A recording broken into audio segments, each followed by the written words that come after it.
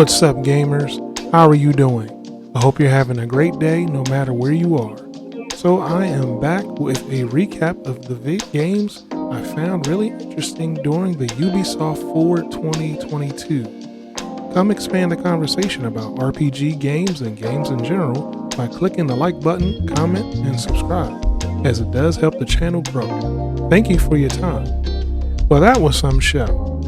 I enjoyed it, as Ubisoft has a difficult task dealing with some rabid fans of the Division and Assassin's Creed franchises. I mean, I'm part of those fans, but not the crazy rabid fans that send out the craziness on social media against devs. I mean, I've seen some crazy things online over these games, and I didn't mean to take a turn there, but that needed to be said, because the craziness I've seen was from rabid fans of these two franchises. No company does everything right all the time, but I'm definitely thankful for those who are making the games, directing them, organizing, marketing them, spending time away from their fandoms. You get what I'm saying. It's all entertainment. But back to the show. I really enjoyed it. First, I want to say, I want to get into For Honor. I don't know much about the franchise, but it looks cool. The combat looks good, and samurais and ninjas, what's not to like? The next game I enjoyed at the show was Mario and Rabbids Sparks of Hope. This game really has good depth. It has stories, maps, combat, characters, and character builds just to start. It also has puzzles to solve that only the franchise of Mario can deliver. The sparks are actually augments to the characters that make them more powerful. Great character builds. It has all the things there for an excellent RPG. I look forward to this one for the Nintendo Switch. The following game I enjoyed at the show was the Division updates and content announcements. This is one of my favorite RPGs of all time. The depth of this game is tremendous. It has huge maps, tons of weapons and skills, great story. The builds of your characters can be customized greatly. What Daria Alenia of Ubisoft Massive shared with that all that watched was that they are making content for the Division in Season 10 on September the 13th to be released, and Season 11 to come along later this year. A lot of cool skins, a lot of cool and better gaming experience as well. The countdown mode is getting some changes too, but out of all of this, I was anxious to see the Division Heartlands. This game is the free-to-play looter shooter which moves the setting from DC and New York to a town called Silver Creek.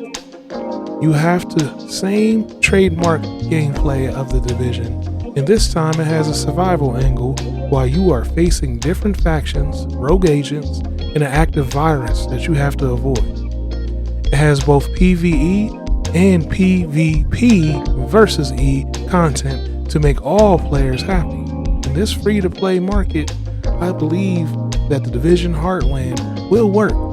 I don't mind the microtransactions if they have them, as long as it's not too ridiculous. They showed a sneak peek trailer with some of the devs' perspective that fans of the franchise will enjoy. I look forward to the game, and I hope I get picked to playtest. You can register to playtest now at their website. Looking forward to this, and I hope it comes out soon. The final game that I enjoyed, of course, was Assassin's Creed. It seems that the team will divide the games into two tiers of it. One style being like the original that concentrates on the stealth, parkour, assassinations, and heavily narrative based, like the original games, which I believe Mirage will be, and the other styles will be like Origins and Valhalla, which will be heavy on the RPG elements, and that is the type of game that I like most. This another announcement they had was another game from the Assassin's Creed franchises called Assassin's Creed Red, which is in the feudal Japan setting. This one will be great. I wanted that setting for a long time. Again, ninjas and samurais. Ubisoft also revealed that they will create an Assassin's Creed multiplayer experience that seems to revisit most of their past games with a new multiplayer spin on them, if that's my guess. I just hope that they still have the RPG elements and character builds. If they have that, then it will be fun to play. As long as they have skill trees and character builds, it will make good longevity for the game, as players are always striving to get stronger in creative new ways. All Ubisoft has to do to make most of their RPG open world games like The Division, in my opinion, just with different weapons, fighting styles, and it will be a hit. Stats, numbers, and builds, and I'm in. I'm telling you. One thing I'm a little disappointed in at the show was the Jade Assassin's Creed, game. Not because it's going to be a bad game, but the fact that I'm not a fan of mobile games at all. I know there's a market for them, so they have to make it, but I wanted that China dynasty setting for a console game as well. I wanted that so bad because I love the feudal Japan and the China dynasty eras. Listen, Ubisoft, copy and paste.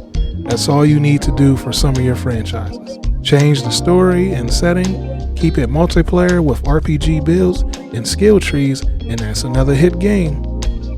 Well, that's the games that I was impressed with, and one that I was disappointed with Jade being mobile. Also, another game outside of the RPG genre that looked cool was Rider Republic. It looks fun. If you saw the show, what games do you like?